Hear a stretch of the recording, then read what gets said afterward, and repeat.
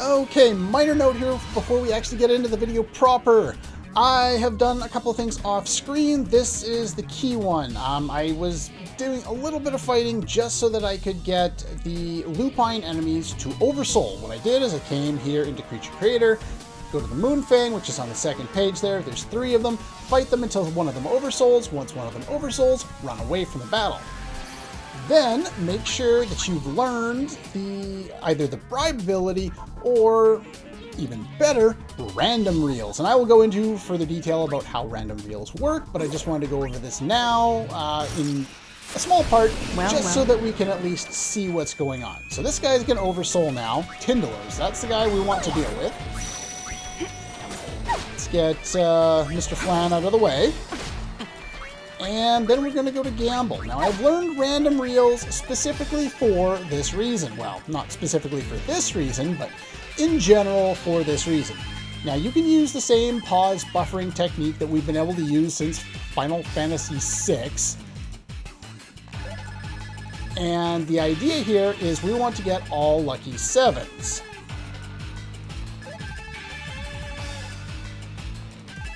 Now, you need to get random reels in order for this to work, and we want to get all 7s. Once we do that, we will get basically what is bribe, except even better, because it doesn't cost you money, you get money, and you get the item. And when he oversouls, he gives you chocobo wings, which I'm going to want for later. Yeah, and you also win a crap ton of money. So anyway, I will go into further detail about more things to do with congrats and all that later. But for now, I just wanted to show that off before we get into the video because I got him to oversoul when I had time. Let's get back to the desert. Okay, real quick, I forgot to do this one as well before we head off to the desert. The Fistcup Twins here on the 3rd page of the Battle Simulator contains a Gigas enemy. And we do want to steal something, well, not steal something, but bribe something from one of these guys as well. And of course they ambush me, because why not? Well, you could use bribe if you wanted to, again, but we're going to use random reels because it's better in every way. And let's hope that I can get lucky enough to use this because I've been struggling with this a little bit recently. Come on. Where's that last 7? There it is! Let's finish off the bassinet so he doesn't get stuck with that. And we want to do that this time where he's not oversold. We want to bribe or use congrats because this way we can get champion belts. You can find these guys in the Thunder Plains, Beaconell, and in Via Infinito if you want to find them without using Creature Creator, which is kind of why I'm demonstrating the fact that you can get them, because I want to equip them now, because they're just really, really good. So, anyway, I figured I'd mention that real quick, and now we can move on to the desert.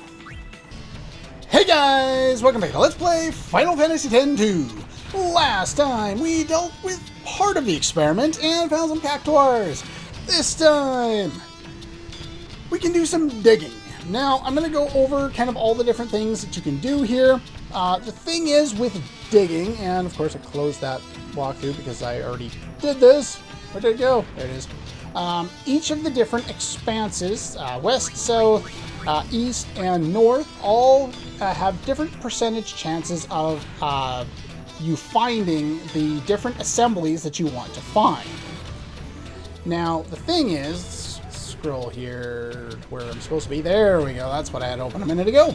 The Western Expanse has a higher chance of dropping attack assemblies, then defense, and in 3rd place, special. The Southern one has a highest chance of dropping defense, then attack, then special. And let's see here, the Eastern and North are both the same for some reason, with special being the most common, then defense, and then attack. In the Western one, you will always have other Elbeds also trying to dig. Not really my favorite place to dig. The Southern one, you're all by yourself, and it's probably the easiest one to deal with. As you do this, you're going to find these white ones, The white ones can drop a number of items. They're different depending on where you are.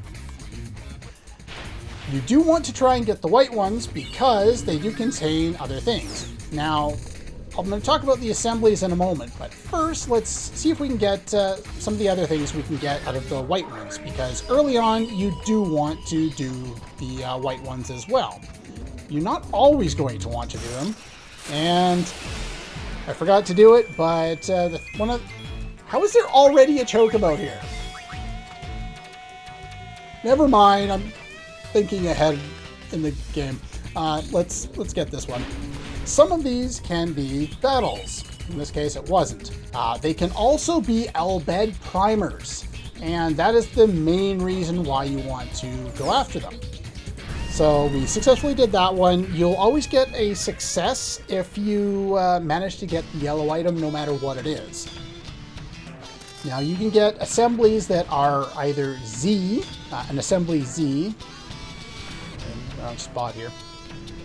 See here, yeah, so you can get an assembly Z is worth 5 points toward the experiment's stats, but it only toward the stat that it mentions. So we have attack, defense, and special. So we have an attack one, 5 points to attack if it's Z. If it's an S, it's 3 points toward that one. If it's the type A, then it's only 1 point toward that one. So you can search there. If you go to the Oasis, I'm going to see if I can demonstrate this on screen. When I did this off screen, I went over here and there's a treasure chest here. I don't remember that ever being there before. But remember we went, yeah, it is here. Okay. I got a Phoenix down last time. I got it again. I'm not sure if that's part of the treasure for the game or if that's just there in place of trash in Chapter 5 or something like that. We don't need to go to the Cactuar Nation. Let's head over here to the Eastern Expanse. We already saw the Western one. That's the one we saw originally. Here is something else I would like to demonstrate. So let's see. We got Defense A. That doesn't matter. Let's see if we can get a couple of these other things here. Let's get these white ones. And again, I keep forgetting to set that. Because chances are you'll have to do some reloading as you're doing this. If you fail or if you're getting too many of one type of assembly, you may want to just have on the Charm Banjal instead. Now, some of the battles that you run into, like these ones, you won't be able to run away.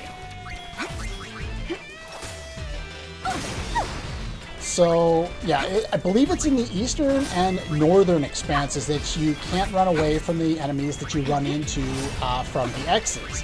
So you're going to have to be prepared to fight them. It's not like any of the enemies are all that hard. It's not like you have to be afraid of them. It's just you can't just run away and go faster, which is what you would prefer to do. Now, I would like to demonstrate getting an L-bed primer, but the game likes me, so that's unlikely to happen. Okay, so we got that. Also not. Now, the green X is unique. You never want to go and do the green X. I'm doing this for demonstration purposes only. Do not go do this. Now, from what I've read, this can end up being a Waka if you sold him out to the L-bed much earlier in the game. This doesn't count for completion percentage points for the dialogue or scene or anything like that. And you can't run away from these guys. Even though we're surrounded by multiple Machina, we only have to fight one at a time. It's rather strange, actually. Anyway, while the game is forcing me to fight, I think, 4 of these battles in a row, I'm going to go over the different assembly types. So attack ups the experiment's physical attack power. Defense, the defense power. Special, I think it's magical attack power. Or maybe it's like Pokemon Generation 1 before the special split. And it does both as special attack and defense. I don't know. But anyway, you need to get each of them up to level 5. And I said before that the different types, Z, S, and A, are worth 5, 3, and 1 point respectively. Well, you need to get each of the sets, or each of the different stats, up to 38 points plus.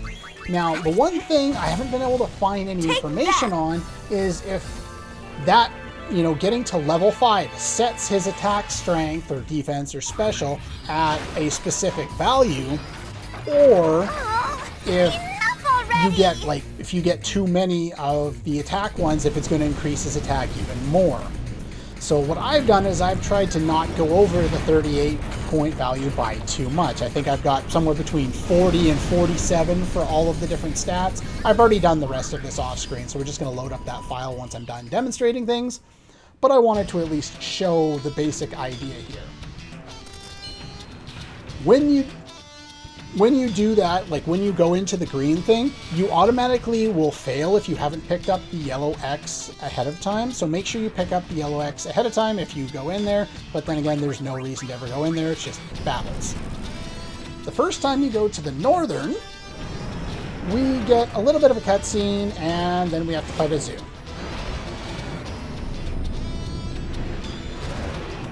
Now, there are two other aspects to digging that I haven't gone over yet, really. One of them is that the Central Expanse, which you saw on the list there that was grayed out, that will be unlocked later. We have to do something else in the Comlands in order for that to happen. And I'm just going to attack this guy. He's not that hard. And the other one is, well, digging, you can go, like, change your salary back in Jose. So, like, I'm only getting, I think, 300 per dig or something like that, but I think you can get higher. I think you can get up to 850 per dig or something like that, but it's negligible. As you saw with the, like the aforementioned, the earlier thing that I did before the episode proper started, you can see that money is no longer a problem, nor was it ever really a problem. And because you're going to end up running... Let's see here, where is it? I would use the Charm Bangle here instead of the Runaway, or instead of these guys, just because it's not as useful if you have to reload. And that's only matters if you're actually reloading. Come on, let me show the Albed book, please. Of course not. There's no real downside if you lose. I can't rhyme, can I? Fast forward. There's no real downside if you lose like one of the digs and you don't get the thing you're looking for. You get, like, I think a special rank or something like that if you don't, or you'll get more money or something. It doesn't matter.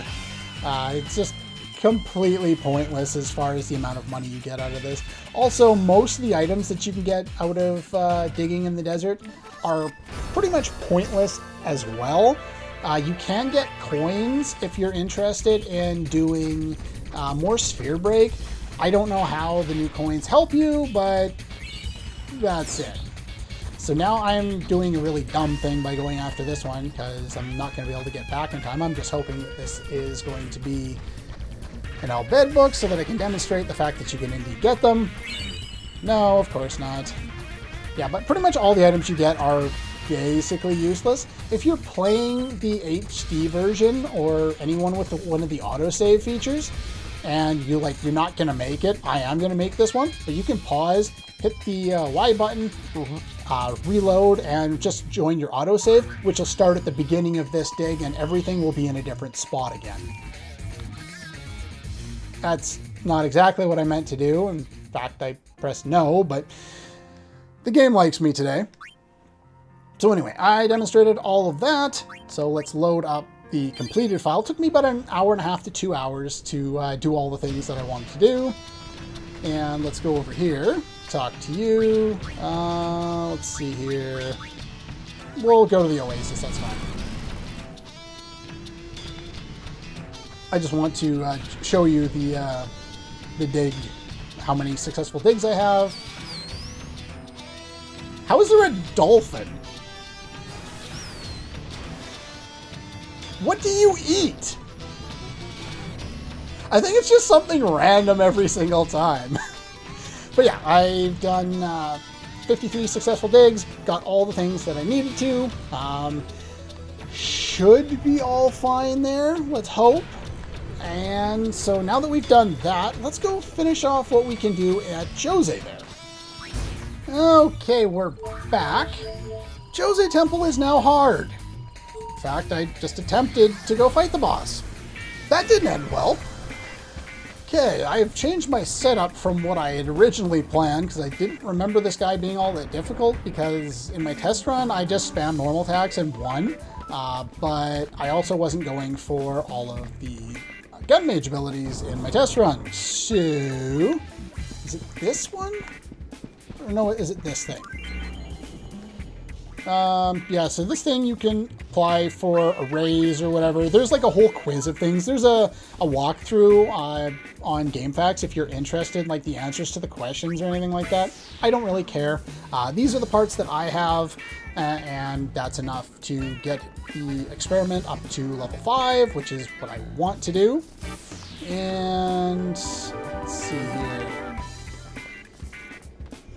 Then we can just go back in here and go take him down as we did last time.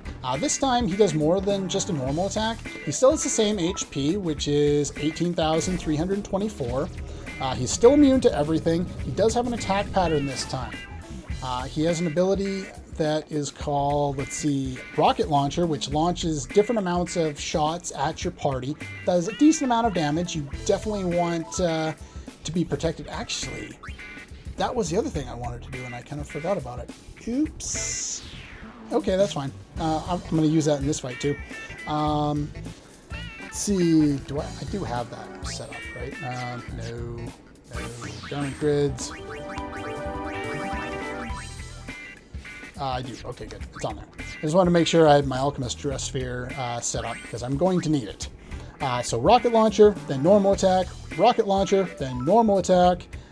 Then he's going to use Life Slicer, which deals the maximum HP that you have, so it's a one-shot KO. It's really, really annoying. Then he's going to use the ability I want to learn, normal attack, cycle. So that's how his attack pattern works. We should be able to take him down without too many problems. I've got Tempered Will set up because we need the additional HP. Dark Knight to start. Champion Belts for more damage and defense, Crystal Banjos for more health. Everyone's set up the same way, you don't need to worry about status effects here. Anyway, once we're done, you can give them one of the manuals that we got at the various different spots. I went over that in the previous episode, so don't worry too much about that. It forces you down there. Thing with the autosave is it autosaves once you go back up there, so it doesn't give you a chance to readjust your equipment or anything like that. So if you want to save, make sure you save outside. At least if you want to adjust any of your equipment or anything like that.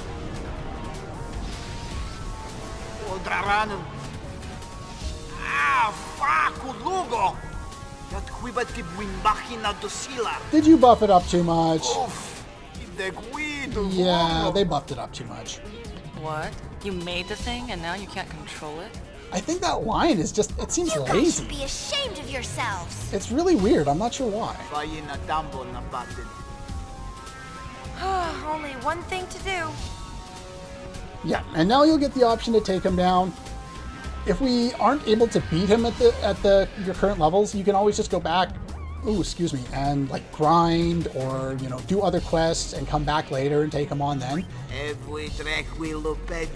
As I said, he doesn't have that much HP. Whose side are you on?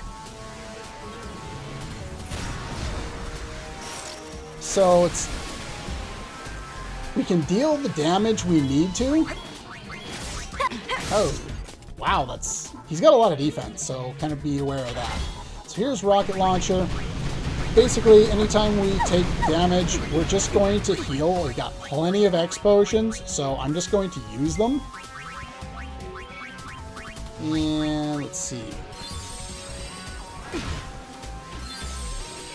And my plan here is to kind of wait him out a little bit. He's going to use Rocket Launcher again.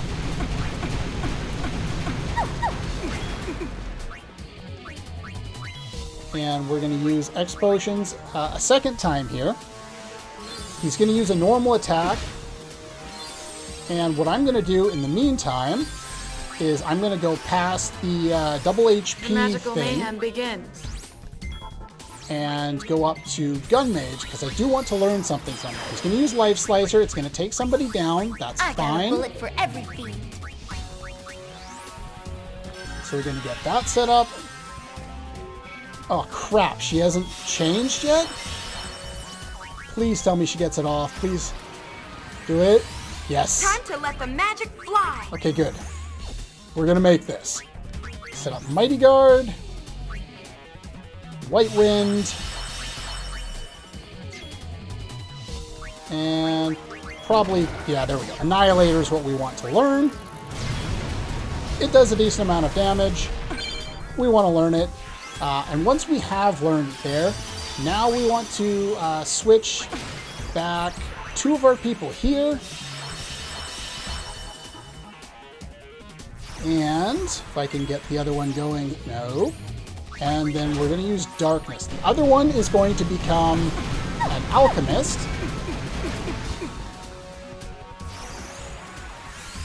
Shouldn't you be running scared by And we're going to now? use Darkness because he has really high defense. So we want to mix a high potion, or I think a regular potion works as well, with the item that we got at the start, a Chocobo Wing. This should give us a very nice ability, which is even better than Mighty Guard. Final Wall. Final Wall gives Protect, Shell, Haste, Regen, and Reflect. So it's kind of a double-edged sword with Reflect. It doesn't really matter here, because I'm going to be using my Alchemist to heal with potions. You can mix High Potion and the regular potion for the Mega Potion faster if you need to. But yeah, Darkness, I think the damage calculation relies on your strength stat, so you want to do more strength or have more strength for this fight. But basically, this goes here. this is many people's late game strategy to how they survive some of the game's super bosses. Darkness and an Alchemist. There's enough pain to go around. Now, you can set up your Alchemist this works. a different way if you want to, but it's entirely up to you. Like, you don't need to give it strength like I did. You could give it something else if you wanted to.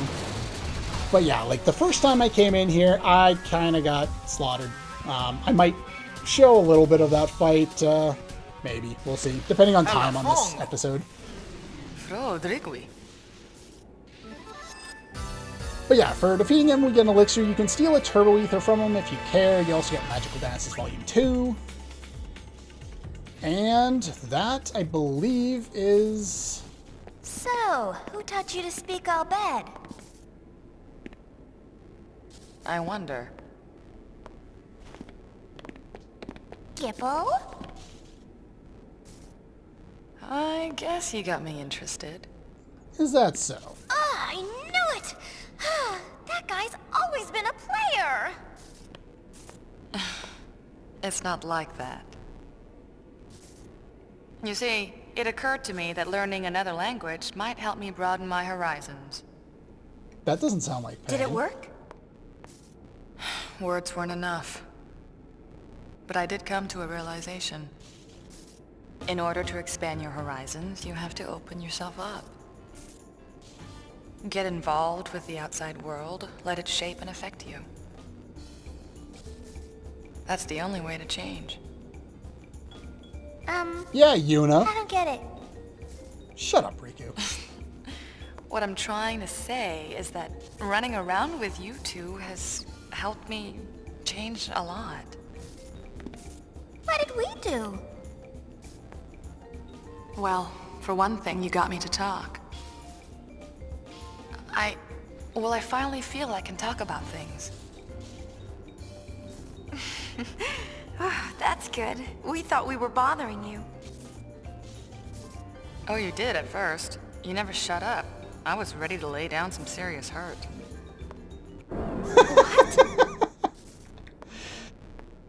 Just at first. Uni? Hey! Big grins. Let's go. Big grins and fake tears. Must everything be so dramatic? Hey, wait up! And I think from what I recall, that is pretty much the end of Payne's little character arc.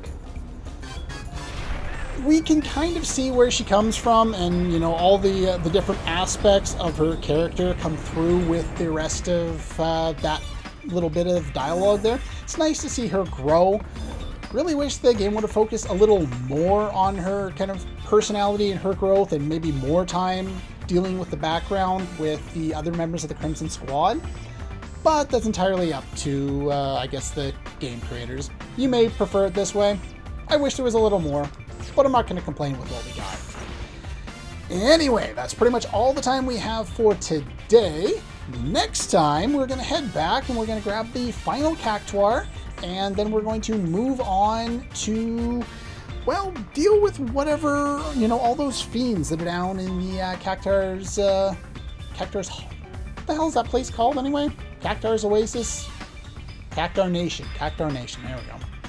But yeah, we're going to go and head there and deal with all the problems that they've got set up there. That's all for this one, and I'll see you guys next time. This is not an easy boss fight, though his HP is the same as it was before. Start with Mighty Guard, and he's immune to pretty much everything, so other than that, we're just going to wait. He has a specific attack pattern. And my pen fell down instead of doing what I wanted it to do. And I bumped the mic. And I'm having a really good day, apparently. Alright, so yeah, you still got 18,324. Ow. We want to keep everybody alive. Thank you very much, game. White Wind. So rocket launcher hurts. And I might be reattempting this because they are really screwing me over by killing Yuna before I get a chance to heal her. Yeah, Life Slicer does your maximum HP. See if we can learn this here. I'm probably underleveled for this. Annihilator. New blue magic spell. We definitely want to learn this one. It has delay on it. That's why I lost my turn there for a second there. Alright, so now that we've done this, would you stop one-shotting characters? White Wind a third time. Maybe I'll be close enough to max that I can actually change job classes and not be dead. Really, game? Well, I guess this is a take on a hard boss fight and me not doing it these... Stop that! I am never going to kill this guy at this rate. Would you please stop attacking the same people over and over again? Let me get my turn in. Don't. Game, are you kidding me? She's in the middle of casting and you killed her. Alright, and you're dead. My suffering mirrors yours. Well, this is not going the way I'd planned it. I might be attempting this all over again here. Well, that's something. Yep, let's fucking redo this whole boss fight.